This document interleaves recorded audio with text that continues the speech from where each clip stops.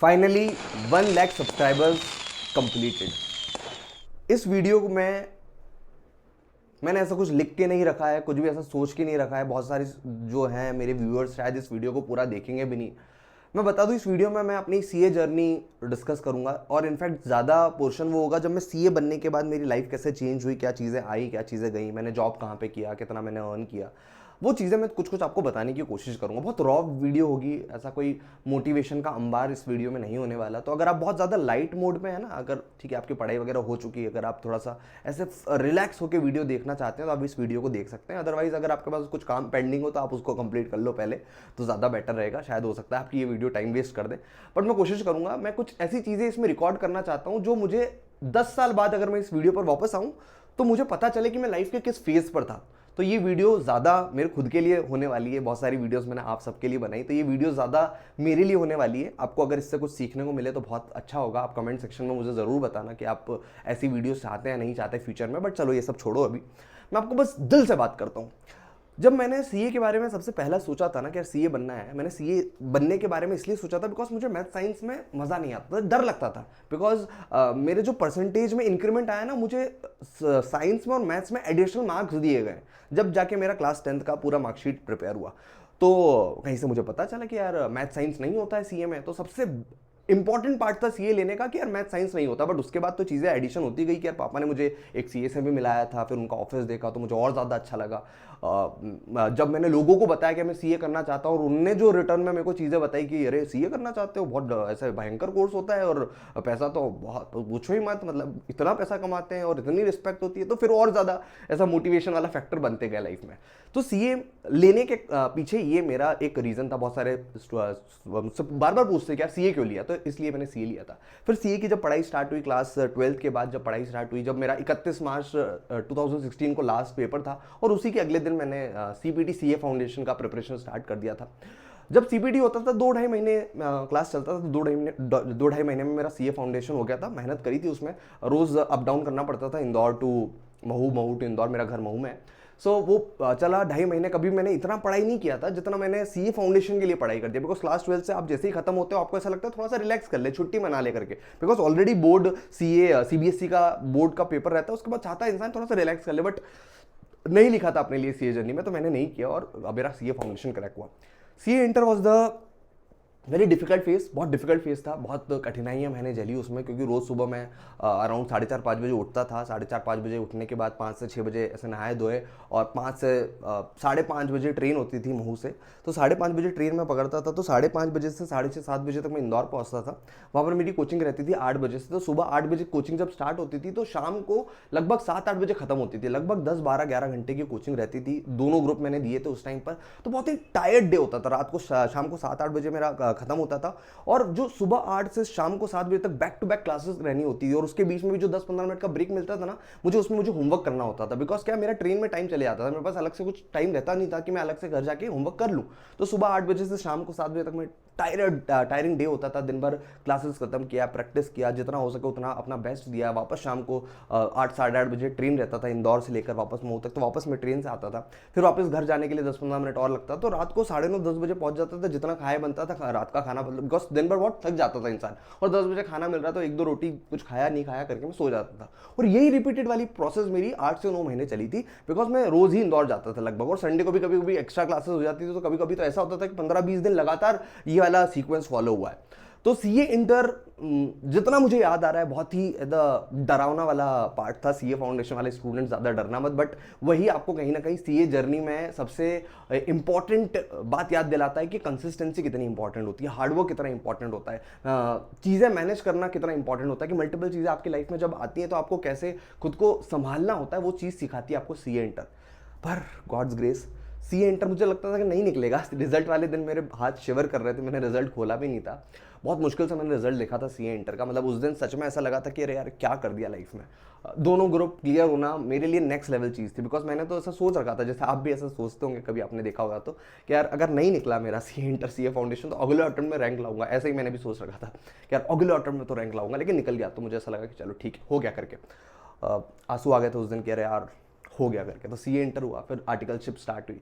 CA मतलब articleship सोचा था बिग 4 में जाऊँ, फिर मेरा मन था कि नहीं यार मेरे को तो कहीं पर ऐसे ही बेसिक वाला काम सीखना है, कुछ ऐसा नॉर्मल जो चार्टर्ड अकाउंटेंट स्क्रैच से जो काम करता है वो मुझे सीखना है। तो सीए फाइनल में जब मैंने स्टार्ट किया वो चीज़ें, तो मैंने आर्टिकलशिप ऐसी जगह से किया जहाँ पर मिड साइज वाला काम हो। इंदौर में मेरी आर्टिकलशिप हुई, फिर सीए फाइनल की प्रिपरेशन स्टार्ट हुई, सीए फाइनल चलता रहा चलता रहा चलता रहा, बहुत उसमें पापड़ झेले, और दोनों ग्रुप दिए थे मैंने एक साथ। और उसमें तो मैंने ऐसा सोच रखा था कि मेरे को रैंक लानी है, तो रैंक की जब प्रिपरेशन करने लगा तो मैंने भूल गया सब कुछ कि ऑल इंडिया रैंक 1 लाऊंगा, ऑल इंडिया रैंक 1 लाऊंगा, ऐसा मैंने खुद को बोल रखा था, बहुत सारे दोस्तों को भी पता चल गया। तो मेरा जो प्रिपरेशन था सीए फाइनल लेवल पर और ज़्यादा मैंने एक लेवल फोड़ दिया था, बहुत सारे ऐसे मल्टीपल रिवीजन किए थे, टेस्ट लिख कर देखे थे, और एक कैदी जो होता है ना, कैदी केयर कैद करके रख लिया एक इंसान को, वैसा कैद करके मैंने खुद को रख लिया था बहुत ज़्यादा टाइम तक। और उसी की वजह से मेरे सीए फाइनल में 8 में से 6 सब्जेक्ट में एग्जाम्शन आया था।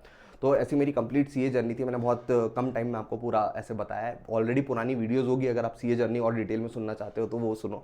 बट इस वीडियो में मैं चाहता था कि यार 1 लाख सब्सक्राइबर्स पूरे हुए हैं, तो सीए जर्नी के अलावा इसमें वो चीज़ें हों जो सीए बनने के बाद मैंने किया। तो जब मेरा सीए कंप्लीट हुआ, सीए मेरा 2021 में कंप्लीट हुआ, उस टाइम पर बहुत कंफ्यूजन होता है यार। आप सीए बनते हो, आपको ऐसा लगता है कि कितनी सारी चीज़ें एक सीए कर सकता है। मतलब सीए जब मैंने कंप्लीट किया, मेरे पास ऑफर्स थे सारे बिग 4 के, मैंने इंटरव्यूज़ क्रैक किए थे। अगर आपको बिग 4 के कुछ वीडियोस कैसे इंटरव्यूज़ क्रैक करने, तो आप इस वीडियो पर, इस चैनल पर जाके देख सकते हैं। तो मैंने वो इंटरव्यूज़ क्रैक किए, तो मुझे ऐसा था कि यार बिग 4 में जाना है, बिकॉज एक बार तो जाना है करके।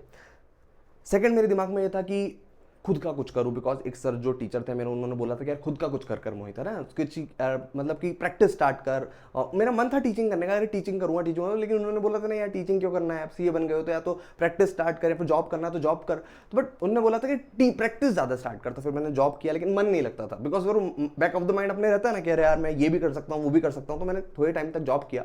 ईवाई मेरी पहली जॉब लगी थी, वो अराउंड मेरा पैकेज था 7.5-8 लाख का पैकेज था, बिकॉज कोविड के टाइम पर बाहर नहीं जाता था, उसके अलावा भी पैकेज मेरे अच्छे मिल रहे थे। वरना तुम डिमोटिवेट हो जाओगे जबरन काम से कि एक बार में क्रैक हो गया, फिर भी 8 लाख का ही पैकेज लगा, ये क्या हुआ करके। तो ऐसा नहीं होता।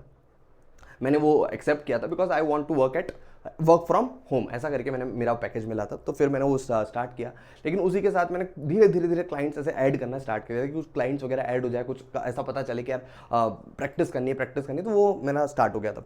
तो फिर मैंने वो स्टार्ट किया। फिर उसके बाद मुझे ऐसा लगा कि नहीं यार ईवाई में थोड़ा सा वर्कलोड ज़्यादा आ जाता है, बिग 4 वगैरह में थोड़ा सा वर्कलोड ज़्यादा आ जाता है।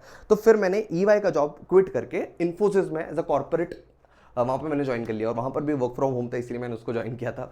आप ये स्ट्रेटजी मत अपनाना मेरे भाई, लेकिन ऐसा मेरे पास ऑफर्स आते गए तो दिमाग में जो जो चीज़ें चलती जाती है, अपने एक्सपीरियंस अपन करते जाते हैं। तो ईवाई के बाद मैंने इन्फोसिस स्टार्ट किया, इन्फोसिस में भी बस ऐसे ही चलता रहा, लेकिन धीरे धीरे मेरे क्लाइंट्स मेरे एड ऑन होते गए। फिर एक टाइम ऐसा आया कि यार लाइफ में मेरे को रिस्क लेना था कि तू भाई हर मंथ की सैलरी का गुलाम होना चाहता है या फिर अपने टाइम को खुद मैनेज करना चाहता है। एक पॉइंट आया था, आई गेस वो आया था जनवरी 2022 में, if I am not wrong, कि 1 साल लगभग मेरे जॉब्स वगैरह करते करते हो गया था। उस टाइम यूट्यूब वगैरह भी मैं कर रहा था, तो around I don't know subscribers कितने हुए होंगे उस टाइम पर हाँ ठीक सब्सक्राइबर्स थे।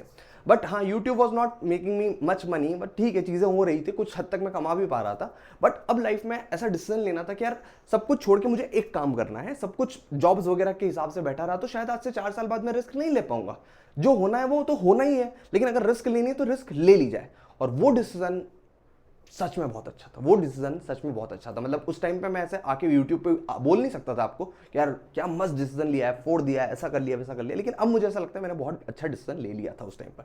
जब मैंने डिसीजन लिया जनवरी 2022 में, उसके बाद चीज़ें बहुत हद तक डिपेंड हो गई मेरे खुद पे। बिकॉज पहले क्या होता है, आप काम करो, कम करो, ज़्यादा करो, आपको जो सैलरी मिल जाएगा करके कि यार थोड़ा बहुत ऊपर नीचे भी हुआ, थोड़ा बहुत 1-2 छुट्टियाँ इधर उधर भी हुई, काम नहीं हो पाया, मैनेजर से सुन लिया तो भी सैलरी तो आ जाना है। लेकिन अभी क्या होगा ना, हो सकता है किसी मंथ में आप बहुत ज़्यादा काम करो तो भी आपको इंसेंटिव, आपको रेम्यूनरेशन नहीं मिलेगा, फीस नहीं मिलेगा क्लाइंट से, और हो सकता है किसी मंथ में आप काम ना भी करो तो हो सकता है कुछ फीस पुरानी आपकी ड्यू हो तो वो मिल जाए। तो बहुत ज़्यादा अनसर्टेनिटी वाला पॉइंट आ जाता है। मैं उस टाइम यूट्यूब वगैरह भी करने लगा था, बहुत सारे ऐसे स्टूडेंट्स मेरे साथ कनेक्टेड होते थे, तो यूट्यूब से भी कुछ हद तक इनकम आ जाती है। यूट्यूब की एड की इनकम नहीं कह रहा हूँ मैं, कुछ अगर आपने कुछ प्रमोशन कर दिया, कुछ आपने ब्रांड्स का बता दिया जो स्टूडेंट्स को हेल्प कर सकता है, मैं बहुत सारे इग्नोर करता था जो कि काम के नहीं रहते थे, बट जो अच्छे रहते थे मैं उसको बताता था यूट्यूब पर, तो वो भी चीज़ें होने लगी। बट साथ में मेरा ऑफिस भी जो मैंने स्टार्ट किया था इंदौर में, वो भी धीरे धीरे चलने लगा। अब बात ये आई कि यार मेरा मेन इंक्लाइनेशन जो हुआ एक पॉइंट ऑफ टाइम पर, वो ऐसा होने लगा कि यार मेरे को ना यूट्यूब करना है, मेरे को ना पढ़ाना है स्टूडेंट्स को, मेरे को ना स्टूडेंट्स के साथ एंगेजमेंट, बिकॉज मैंने क्लास 11-12 में जब इकोनॉमिक्स पढ़ाया था स्टूडेंट को, मैं एक जगह पढ़ता था और दूसरी जगह मैंने इसे पढ़ाना स्टार्ट किया था ऐसा फ्रीलांसिंग बेसिस पर, थोड़े टाइम के बेसिस पर, तो मुझे उसमें बहुत मजा आता था। तो वापस वही कहीं ना कहीं हिट करता था कि यार मेरे को करना है करना करना है, और यूट्यूब की वीडियोस बनाते बनाते मेरे को और ज़्यादा ऐसे मज़ा आने लगा था। तो वो यूट्यूब की वीडियोस जब कैरी फॉरवर्ड हुई जनवरी 2022 के बाद, जब चीज़ें आगे बढ़ती बढ़ती गई, तो मेरा ज़्यादा इंक्लाइनेशन चली गई टीचिंग की तरफ। ठीक है, उसके बाद चीज़ आगे बढ़ने लगी, फिर मिड ऑफ दी हमको समझ में आया कि यार हमको कुछ ना कुछ ऐसे वेबसाइट बनानी पड़ेगी, कुछ ना कुछ ब्रांड अपने को खोजना पड़ेगा कि स्टूडेंट्स को अगर डायरेक्ट हेल्प करनी है। तो उस टाइम एक अंकित भैया करके जो है मेरे कनेक्शन में आया कि यार हम कुछ साथ में करते हैं। तो उस टाइम पे फिर हमने सोचा कि नहीं यार एक वेबसाइट बनाई जाए, कुछ ना कुछ साथ में खोला जाए, और उसको हमने स्टार्ट किया लाइफ लॉन्ग लर्नर्स के नाम से। लाइफ लॉन्ग लर्नर्स आपने बहुत बार शायद हो सकता है उसका नाम सुना होगा मेरी वीडियोस में। फिर हमने उसकी जो है स्टार्ट करी, वहाँ पर टेस्ट सीरीज देना स्टार्ट किया, स्किल्ड बेस्ड कोर्सेज वहाँ पर हमने स्टूडेंट्स को दिए, बहुत सारी 5 AM क्लब वगैरह रन स्टार्ट किया, और ये सब में हमने 100% रिफंड पॉलिसी के साथ रखा कि जिस स्टूडेंट को नहीं जमा करके वो हमारे साथ रिफंड भी मांग सकता है।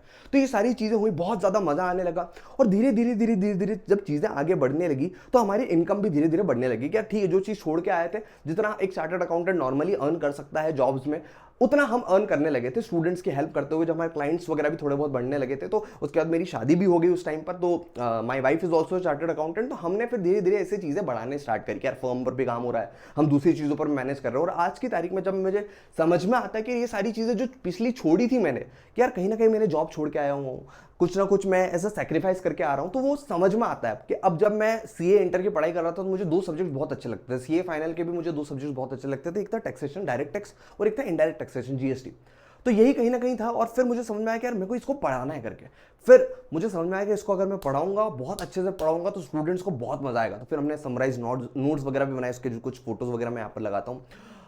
50 मार्क्स इन 100 पेजेस करके मैंने ऐसे बुक का टाइटल दिया, और विद इन 200 पेजेस पूरा का पूरा टैक्सेशन आपका जो सीए इंटर का होता है वो मैंने पूरा कंपाइल करा। अभी उसकी क्लासेस भी चल रही हैं फॉर द नवंबर 24, तो बहुत सारे स्टूडेंट्स को उसमें मजा भी आता है। तो ये सारी चीज़ें करके ना मुझे समझ में आया कि यार अगर आप कुछ खुद का करना चाहते हो ना लाइफ में, तो आप रिस्क ले सकते हो। सीए बनने के बाद सबसे अच्छी चीज़ होती है आपके लिए इसमें कि यार रिस्क ले सकते हो, जो आपको मन है करने का वो आप करो। और अगर मैं इनकम की बात करूँ ना आपसे, तो जितना एक सीए जॉब करके कमाता ना, उसका 1.5 गुना 2 गुना हम लगभग कर लेते हैं। जितना एक सीए जॉब करता है ना, भी उसका 1.5 गुना 2 गुना आप कर सकते हैं। लेकिन इसमें रिस्क ही बहुत होता है ना बेटा। ऐसा अगर मान लो बहुत सारे स्टूडेंट्स, अभी तो आप मेरी सक्सेस स्टोरीज सुनते हो कि यार अभी आपको बहुत मजा आ रहा है कि यार चलो यार मोहित भैया इतना अच्छा कर रहे हैं, ये कर रहे हैं, वो कर रहे हैं। बट आप ये समझो, जब मैंने ये किया था, जब मैंने रिस्क ली थी करके, तब तो पता नहीं था, अनसर्टेनिटी थी। तो पॉइंट ये आता है कि आप रिस्क लो, but you need to work harder for that dream. अगर आपने उसको फोड़ा, आपने उसको सच में शिद्दत से माना, फॉलो किया, तो भाई आपकी लाइफ में चीजें होंगी।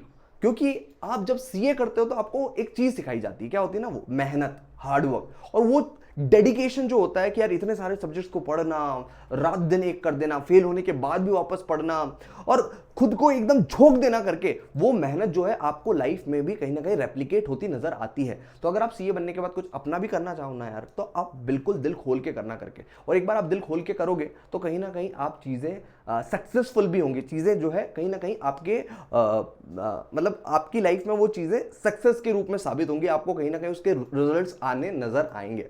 तो इस वीडियो में बस मैं इतना ही कहना चाहता था कि यार आप करो। मैंने कभी सोचा नहीं था जब मैंने वीडियोस बनाना शुरू किया था, तो एक दिन 1 लाख लोग वो लाइल वाली बटन को क्लिक करके जाएंगे, सब्सक्राइब कर देंगे करके। कभी ऐसा सोचा नहीं था करके, लेकिन हो गया। क्यों हो गया? बिकॉज आप करते गए, आप हार्डवर्क करते गए, आप कंसिस्टेंसी से वीडियोस अपलोड करते गए, वो लोगों को फायदेमंद लगी, लोगों ने आपके साथ जुड़ना सोचा। इंस्टाग्राम पर इतने सारे लोग जो हैं मेरे साथ जुड़े हुए हैं। तो ये सब इसलिए होता है क्योंकि आप लगे रहे, आपने कुछ ना कुछ अच्छी चीज़ों के लिए अच्छे मोटिव के साथ लोगों की हेल्प करने का सोचा। तो आप भी लाइफ में फटाफट सीए बनिए, अपने पेरेंट्स को वो खुशी दिलाइए जो वो वेट कर रहे हैं, जिनका। आप टाइम पास मत करिए, सीए बनने के बाद भी जो आपके मन की चीज़ है, जो आप करना चाहते हैं, उसके लिए एक बार थोड़ा सा आप अटेम्प्ट दे के देखिए, 4-5 महीने ट्राई करके देखिए, तो हो सकता है चीज़ें फ्रूटफुल साबित हो। इस वीडियो में एक छोटा सा मैं गिफ्ट भी देता हूं आपको। एक डिस्क्रिप्शन में लिंक होगा वेबसाइट का, अपने उस लिंक के थ्रू अगर आप जाओगे, आप सीए फाउंडेशन स्टूडेंट हो, सीए इंटर स्टूडेंट हो, या फिर आप जो भी हो, अगर आपको लाइफ में आगे बढ़ना है करके, तो सारे जो हमारे मास्टर क्लासेस हैं, जो भी हमारे प्रोग्राम्स है, उस पर आपको बहुत हद तक डिस्काउंट मिल जाएगा। और एडिशनल ₹100 भी डिस्काउंट दिया है मैंने 1 लाख सब्सक्राइबर्स कंप्लीट होने पर, तो आप 100K का कूपन कोड यूज कर सकते हैं, आपको वो एडिशनल डिस्काउंट में मिल जाएगा। बट ये तो बात हुई बेटा कि आप लाइफ में अगर कुछ करना चाहते हो तो आपको रिस्क लेना पड़ेगा। But the point is, risk आप तभी ले पाओगे जब आपके पास स्टेबिलिटी हो, आपके पास रिस्क टेकिंग कैपेसिटी हो, रिस्क एपेटाइट हो, और वो मिलेगी आपको आप जो पढ़ाई कर रहे हो उसको कंप्लीट करके, वो डिग्री हासिल करने के बाद। With this note I want to end this video. आप मुस्कुराते रहिए, कमेंट सेक्शन में जरूर बताइएगा मुझे कि आपको सबसे अच्छी बात क्या लगी। अगर वीडियो सच में अच्छा लगा हो तो वीडियो को लाइक करिएगा, अपने दोस्तों के साथ जरूर शेयर करिएगा, और मुझे बताइएगा कमेंट सेक्शन में कि do you want more videos on this category, ऐसी रॉ वीडियोस आप और सुनना चाहते हैं या नहीं। Bye bye, take care, see you in the next video.